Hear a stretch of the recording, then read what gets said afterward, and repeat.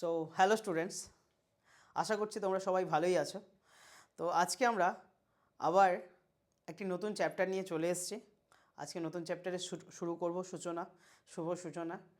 আজকে আমরা the living world class 11-এর ফার্স্ট চ্যাপ্টার বা সেমিস্টার 1-এর তোমাদের ফার্স্ট চ্যাপ্টার এটা, ঠিক আছে? যারা ক্লাস 10 থেকে 11-এ উঠবে তাদের জন্য এই চ্যাপ্টারটা আমরা এখন থেকে শুরু করছি। তো দ্য লিভিং ওয়ার্ল্ড এই চ্যাপ্টার শুরু করার আগে আমরা ইন্ট্রোডাকশন পার্ট একটুখানি জানবো আজকে, ঠিক আছে?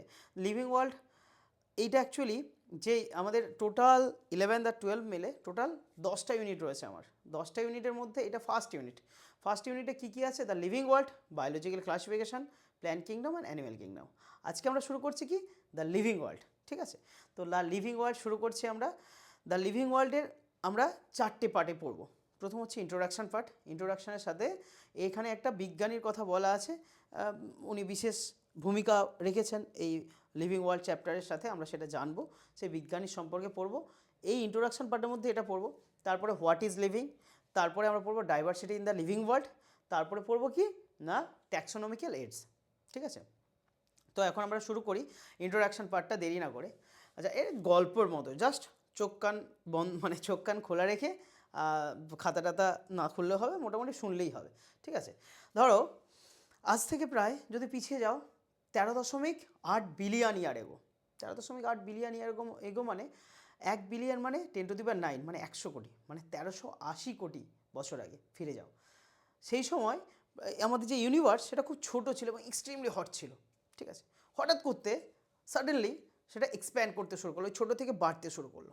এই বাড়তে বাড়তে আস্তে আস্তে করে গ্যালাক্সিস, গ্রহ নক্ষত্র, প্ল্যানেট এসব তৈরি হলো, ঠিক আছে? তারপরে এবার এরকম তৈরি হতে শুরু করলো। এরপর তার মানে অনেক অনেক পরে প্রায় 4.6 বিলিয়ন ইয়ার এগো তখন ওই সূর্যের চারপাশে ওই কিছু গ্যাস এবং ধুলোর একটা মেঘ তৈরি হলো। ওই মেঘ নিজেদের মধ্যে সংঘর্ষ এবং জমাট বেঁধে একটা সময় একটা বড় একটা তৈরি করলো, একটা গোল তৈরি করলো, গোলা। সেই গোলাটাই হচ্ছে আমাদের পৃথিবী, আমাদের এই স্বাদের পৃথিবী। এই পৃথিবী কবে তৈরি হয়েছিল তাহলে? 4.5 বিলিয়ন ইয়ার এগো, আজ থেকে প্রায় 450 কোটি বছর আগে, ঠিক আছে? তো সেই 450 কোটি বছর আগে পৃথিবী তৈরি হয়েছে, কিন্তু তারপরে মানুষ কোথায় ছিল, ঠিক আছে? তখনও পর্যন্ত প্রাণের উদ্ভব হয়নি। তখন ওই যে পৃথিবী তৈরি হয়েছিল 4.4 বিলিয়ন ইয়ার আগে পর্যন্ত, প্রায় 450 যে কোটি বছর আগে পৃথিবী তৈরি হয়েছে, প্রায় 4400 কোটি বছর আগে পর্যন্ত কী হয়েছে না, ওই সময় পৃথিবীটা এত আগ্নেয়পিণ্ড ছিল, সেই লাভা উৎকীর্ণ হতো। প্রায় 4 বিলিয়ন বছর আগে, 400 কোটি বছর আগে পৃথিবীতে সমুদ্র তৈরি হয়েছে এবং আস্তে আস্তে করে কুল ডাউন হয়েছে 4 বিলিয়ন বছর আগে। তখনও পর্যন্ত কিন্তু পৃথিবীতে প্রাণের উদ্ভব হয়নি। তারপরে অনেক পরে প্রাণের উদ্ভব হয়েছে, ঠিক আছে? প্রাণের উদ্ভব হয়েছে প্রথমে আমাদের জলে, মানে আমাদের সামুদ্রিক ডাইভার্সিটি অনেক বেরোলো। আচ্ছা, আমি একটু দেখিয়ে দিই।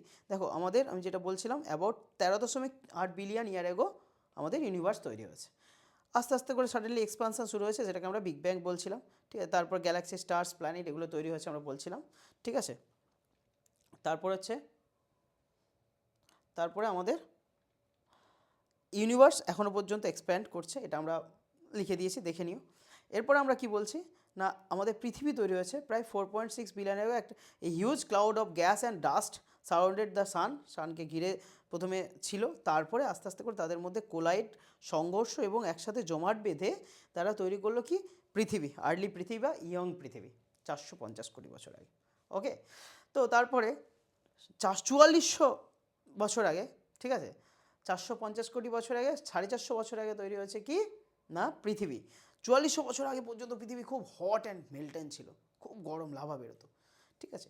তারপর 400 বিলিয়ন মানে 400 কোটি বছর আগে, 4 বিলিয়ন বছর আগে পর্যন্ত পৃথিবীতে সেই সময় পৃথিবী পৃষ্ঠ তৈরি হলো এবং সাথে সাথে পৃথিবী পৃষ্ঠ ওই যে আস্তে আস্তে করে কুল ডাউন হলো। বেসিক্যালি এই যে হট থেকে কুল ডাউন হওয়ার পরে তারপরে পৃথিবী পৃষ্ঠে আজকে আমরা যেখানে বাস করছি আর্থ ক্রাস্ট, পৃথিবী পৃষ্ঠ তৈরি হলো এবং ওই সময় থেকে সমুদ্র তৈরি আরম্ভ হলো। Got it? তাহলে প্রথমে ইউনিভার্স খুব ছোট ছিল, হট ছিল, সেখান থেকে আস্তে আস্তে করে এক্সপ্যান্ড করছে বিগ ব্যাং। তারপর সেখান থেকে আস্তে আস্তে আস্তে আস্তে করে পরে পরে ওই এক্সপ্যান্ড করতে করতে গ্যালাক্সির গ্রহ নক্ষত্র তৈরি হয়েছে। আমাদের পৃথিবী তৈরি হয়েছে 4.5 বিলিয়ন ইয়ার আগে। তারপরে সমুদ্র মানে খুব গরম ছিল, তারপরে সমুদ্র তৈরি হয়েছে 4 বিলিয়ন ইয়ার আগে। তারপরে মোটামুটি আমরা 3.8 থেকে 3.5, মানে এই সময় 3.5 থেকে 3.8 বা 3.8 থেকে 3.5, ওই দিক থেকে এলে 3.8 থেকে 3.5, আর এখন থেকে যদি পিছিয়ে যায় 3.5 থেকে 3.8, ঠিক আছে, ওই বিলিয়ন ইয়ার ইগো পর্যন্ত। ওই দিক থেকে নয়, সরি, এটা ভুল বললাম, মানে এখন থেকেই আমরা পিছিয়ে দেখব 3.5 বিলিয়ন ইয়ার আগো থেকে 3.8 বিলিয়ন ইয়ার আগো পর্যন্ত। তখন হচ্ছে ফার্স্ট সিম্পল লাইফ আমাদের পৃথিবীতে দেখা গেছিলো। তারপর প্রায় 350 কোটি বছর আগে, 350 কোটি বছর আগে তখন আমাদের ফার্স্ট একটা সিঙ্গেল সেল অর্গানিজম তৈরি হয়েছিল, ব্যাকটেরিয়া। এত কিছু তোমাদের দরকার নেই, আমি আজকে একটা ছন্দ ধরানোর জন্যই চ্যাপ্টারের আগে আমাকে ছোটো করে এটা বলতে হচ্ছে, ঠিক আছে।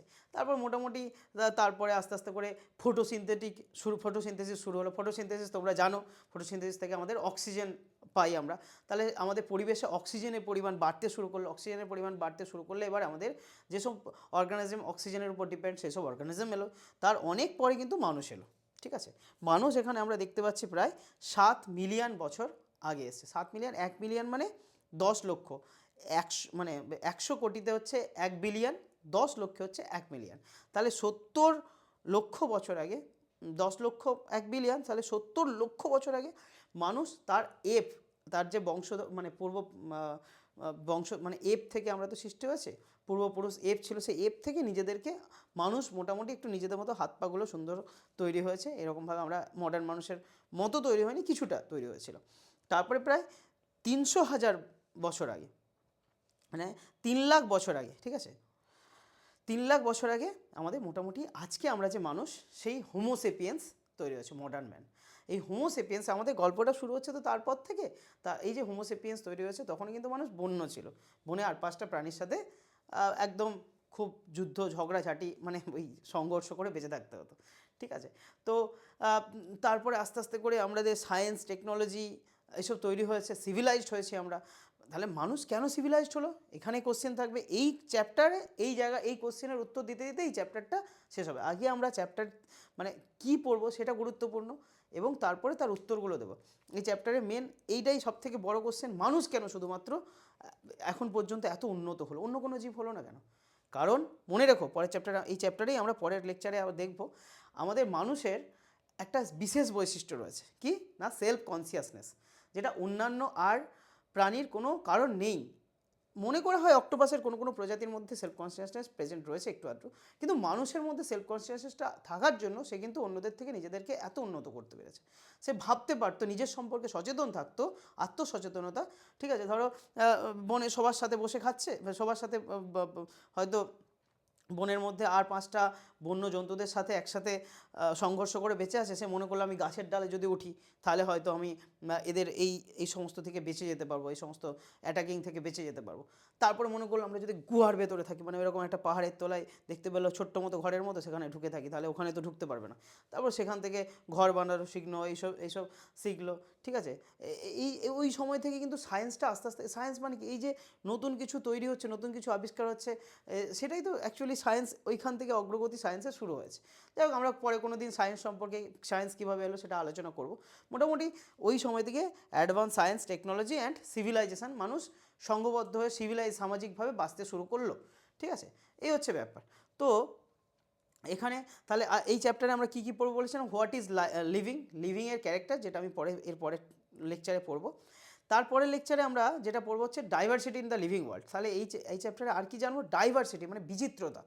এই যে আজকে মানুষ 3 লক্ষ বছর আগে যে আজকে মডার্ন ম্যান এসেছে, এই মডার্ন ম্যানের যে হোমোসেপিয়েন্সের সংখ্যা হচ্ছে আমাদের সেন্সাস অনুযায়ী, অ্যাকর্ডিং টু সেন্সাস খাতা কলমে 800 কোটির বেশি কিছু, ঠিক আছে। তার মধ্যে ইন্ডিয়াতেই আমরা সব থেকে বেশি জানি, আমরা 150 কোটির মতো প্রায়।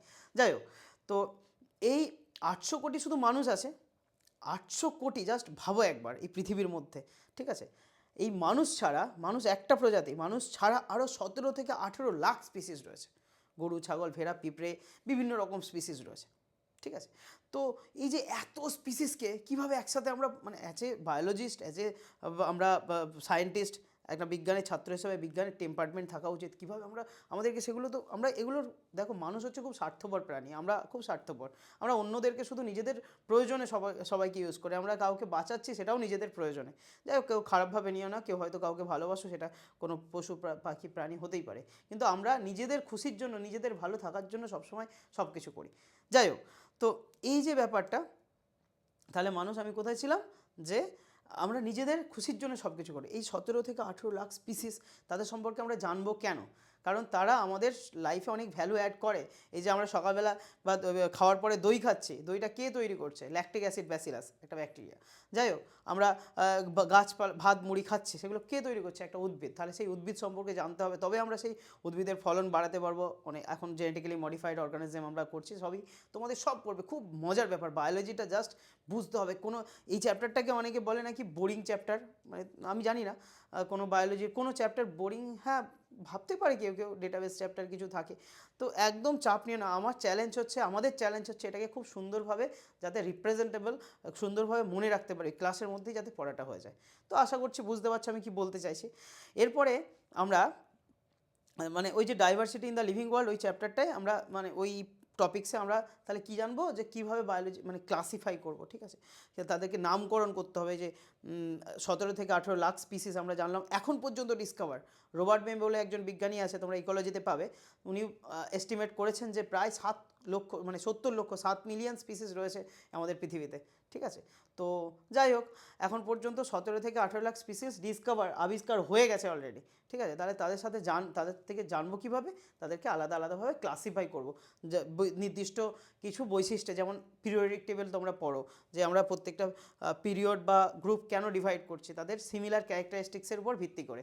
তো এরকম আমরা কিছু কিংডম, 5টা কিংডম আমরা পরের মানে চ্যাপ্টারেই বায়োলজিক্যাল ক্লাসিফিকেশন, 5 কিংডম ক্লাসিফিকেশন আমরা পড়বো। আর এই হুইটেকার দিয়েছিলেন, মনেরা পরিষ্টা, ফাঞ্জি, প্লান্টি, অ্যানিমেলিয়া। যাই হোক, তো আমি এগুলো বললাম। তো এই হচ্ছে ব্যাপার। তারপরে আমরা আজকের যেটা লাস্ট টপিকস, আজকের এই ইন্ট্রোডাকশান লেকচারে আমরা বলেছিলাম একজন বিজ্ঞানী, তার সম্পর্কে আমাদের জানতে হবে। উনি হচ্ছেন, ওনার নাম হচ্ছে আর্নেস্ট মেয়ার, ঠিক আছে। ওনার নাম হচ্ছে আর্নেস্ট মেয়ার। ওনার মানে জন্মগ্রহণ করেছিলেন 1904, এবং ওনার কার্যক্রমটা ছিল 1904 থেকে 2004, ওনার বয়স ছিল, মানে 100 বছর বেঁচে ছিলেন এবং ওনাকে 100 জন গ্রেটেস্ট সায়েন্টিস্টদের মধ্যে একজন বলে ধরা হতো। তাহলে ওনাকে 100 বছর বেঁচে ছিলেন, ওখান থেকে কিন্তু আমরা বলতে পারি 100 জন গ্রেটেস্ট, মানে 100 জাস্ট মিলিয়ে আমি বলছি আর কি, এই দুটো মনে রাখলে ভালো হবে একসাথে। 100 বছর বেঁচে ছিলেন 1904 থেকে 2004, আর 100 জন গ্রেটেস্ট সায়েন্টিস্টদের মধ্যে একজন বলে ধরে নেওয়া হয়। আর উনি এই ইভলিউশনে অনেক ভালো গুরুত্বপূর্ণ ভূমিকা রেখেছেন। ইভলিউশনারি বায়োলজিস্ট বলা হয় ওনাকে, এবং ওনাকে একটা বিশেষ উপাধি দেওয়া হয়েছে ডারউইন অফ 20th সেঞ্চুরি, 20 শতকের ডারউইন। দেখো ওর যে কার্যক্রমটা ছিল 1900 সালের পর থেকে 2000 সাল পর্যন্ত, মানে 20 শতক, 20 শতক, ঠিক আছে, 2000 সাল, ঠিক আছে, সেই জন্য ডারউইন অফ 20th সেঞ্চুরি বলা হয়। উনি দিয়েছিলেন একটা গুরুত্বপূর্ণ খুব concept, species concept, biological concept for species, ঠিক আছে। আচ্ছা, স্পিসিস প্রজাতি মানে কি, বিজ্ঞানীদেরকে জিজ্ঞাসা করা হলে যে যার মতো করে সে তার বলেছে যে স্পিসিস আমরা এইটাকে বলবো, ওইটাকে বলবো, সেটাকে বলবো। কিন্তু ইনি একটা কথা বলেছেন যেটা খুব মানে গুরুত্বপূর্ণ, যেটা খুব অ্যাকসেপ্টেড, সবাই আমরা অ্যাকসেপ্ট করে নিয়েছি। বায়োলজিক্যাল কনসেপ্ট অফ স্পিসিস বলতে ইনি বলতে চেয়েছেন, বলেছেন যেটা, যে কোনো ইন্ডিভিজুয়াল ইন্টারব্রিড করে তারা যদি যে অপত্যের জন্ম দেবে, প্রজনন করে যে অপত্যের জন্ম দেবে, সেই অপত্যটা যদি ফার্টাইল হয়, তারা বন্ধা না হয়, তাহলে তাদের সেই দুটো ইন্ডিভিজুয়ালকে আমরা বলবো কি না স্পিসিস, একই স্পিসিস, ঠিক আছে। যেমন ধরো মেল ডাঙ্কি, ফিমেল হর্স, আমরা ডাঙ্কি আর হর্সের যে হাইব্রিড পাই কি মিউল, খচ্চর, ঠিক আছে। তো খচ্চর বলতে অনেকে, কাউকে আমি গালাগাল করছি না, খচ্চর হচ্ছে ওই মিউলকে খচ্চর বলি বাংলায়। যাই হোক, মেল ডাঙ্কি, ফিমেল হর্স, এই মেল ডাঙ্কিকে আমরা নাম দিয়েছিলাম জ্যাক, আর ফিমেল হর্সকে মেয়ার। তো জ্যাক অ্যান্ড মেয়ার রিলেশনশিপও এটাকে আমরা বলি। তো মেল ডাঙ্কি, ফিমেল হর্স থেকে যে মিউল তৈরি হচ্ছে, দেখো আমরা জানি ডাঙ্কি গাধা একটা আলাদা প্রজাতি, ঘোড়া একটা আলাদা প্রজাতি। তো তাদের দুজনের হাইব্রিড যে তৈরি হচ্ছে, তাদের দুজনের ইন্টারব্রিডের ফলে যে অপত্য তৈরি হচ্ছে, সেটা কিন্তু ফার্টাইল হয় না। মিউল খচ্চর ফার্টাইল হয় না, আমরা আমাদের জেনে রাখা ভালো, হয়তো অনেকে জানি। তো সেই জন্য ওই গাধা আর ঘোড়া হচ্ছে আলাদা আলাদা স্পিসিস। তাহলে এই concept, biological concept of species, এই ধারণাটা দিয়েছিলেন কে না, আর্নেস্ট মিয়ার। বোঝা গেছে কি বলতে চাইছি?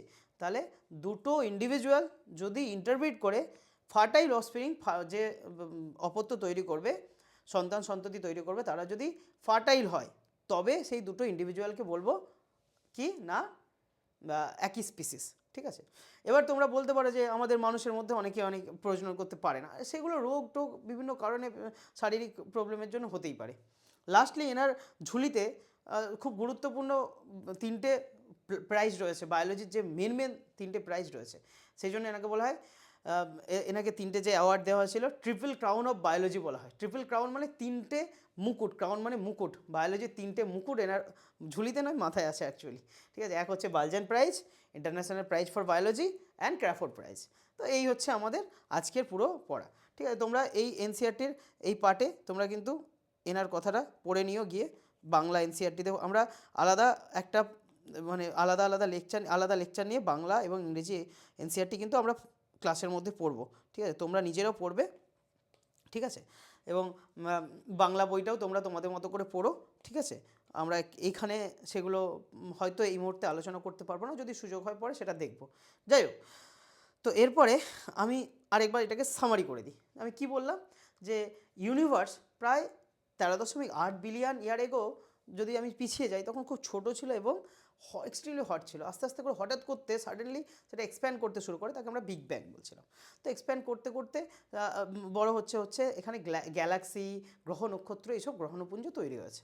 এর পৃথিবী কখন তৈরি হলো? যে 4.6 বিলিয়ন ইয়ার এগোতে, 4.6 বিলিয়ন ইয়ার এগোতে কিছু গ্যাস আর কিছু ডাস্ট পার্টিকেল সূর্যের চারিদিকে একটা মেঘের মতো তৈরি করলো। এই মেঘ নিজেদের মধ্যে সংঘর্ষ মানে ধাক্কামুক্কা করে তারপর একটা নিজেদের মধ্যে জোরে টোরে মোটামুটি একটা গোলা, বড় গোলা বানালো। সেই গোলাটাই হচ্ছে পৃথিবী। কবে সৃষ্টি হয়েছে না 4.5 বিলিয়ন ইয়ার এগো। তো তারপর পৃথিবী সৃষ্টির পরে কিন্তু পৃথিবী খুব গরম ছিল, লাভা টাভা বেরোতো। ঠিক আছে, তার অনেক পরে প্রায় 4 বিলিয়ন ইয়ার এগো, ঠিক আছে, 400 কোটি বছর আগে আজ থেকে পৃথিবীটা আস্তে আস্তে করে ঠান্ডা হয়েছে, তাতে সমুদ্র তৈরি শুরু হয়েছে। তারপরে তার অনেক পরে সেখানে আস্তে আস্তে করে সিম্পল অর্গানিজম বলবো না, তখন ওই বায়োমাইক্রোমলিকুল এসব তৈরি হয়েছে। তার অনেক পরে সিঙ্গেল সেল অর্গানিজম, তারপর আস্তে আস্তে করে মাল্টি সেলুলার অর্গানিজম, সেখান থেকে আস্তে আস্তে করে অনেক পরে মানুষ তৈরি হয়েছে। মানুষ কবে তৈরি হয়েছে? মানুষকে যদি আমি ডিফারেন্সিয়েট করি, মানে যে মানুষ যাকে বলছি আমরা, মানুষের অনেক প্রজাতি, অস্ট্রালোপিথেকাস, হোমো হ্যাবিলিস, ক্রোম্যাগনন এইসব আছে, সেগুলো তোমরা ইভলিউশনে পড়বে, কোনো চাপ নেওয়ার দরকার নেই এখন, বাস ফ্রি থাকো। এই যে আমাদের যে মানুষ, মানে অন্য এফ টেপের থেকে মানুষ আলাদা হয়েছে কবে? 7 মিলিয়ন বছর আগে, 70 লক্ষ বছর আগে।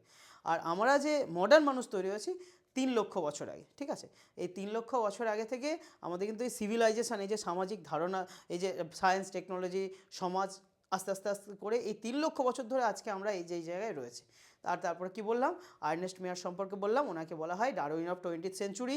ওনাকে 100 জন বিজ্ঞানীর মধ্যে প্রথম, মানে 100 জনের মধ্যে একজন ধরা হয়। ঠিক আছে, উনি প্রায় 100 বছর বেঁচে ছিলেন, 1904 থেকে 2004। বায়োলজিক্যাল কনসেপ্ট অফ স্পিসিস দিয়েছিলেন। আর ওনার মাথায় বায়োলজির 3টে মানে বড় বড় অ্যাওয়ার্ডের মুকুট রয়েছে, ট্রিপল ক্রাউন অফ বায়োলজি। ঠিক আছে, Balzan prize, international prize for biology, বলো আমার সাথে বলো, যে Balzan prize, international prize for biology and Crafoord prize. বুঝতে পারছো সবাই? তো অনেক অনেক ধন্যবাদ তোমাদেরকে আমাদের সাথে থাকার জন্য। আবার আশা করবো তোমরা পরের লেকচারে আসবে। আশা করছি আজকে যেটা করা হয়েছে সবাই খুব ভালো করে বুঝতে পেরেছো। কেউ যদি কিছু বুঝতে অসুবিধা থাকে তারা আমাকে কমেন্ট সেকশানে লিখো, এবং আস্তে আস্তে করে আমরা গ্রুপ বানিয়ে দেবো, টেলিগ্রাম, হোয়াটসঅ্যাপ, সেগুলোতে তোমরা আমাদেরকে কোশ্চেন জিজ্ঞাসা করতে পারো। সবাইকে অনেক ধন্যবাদ।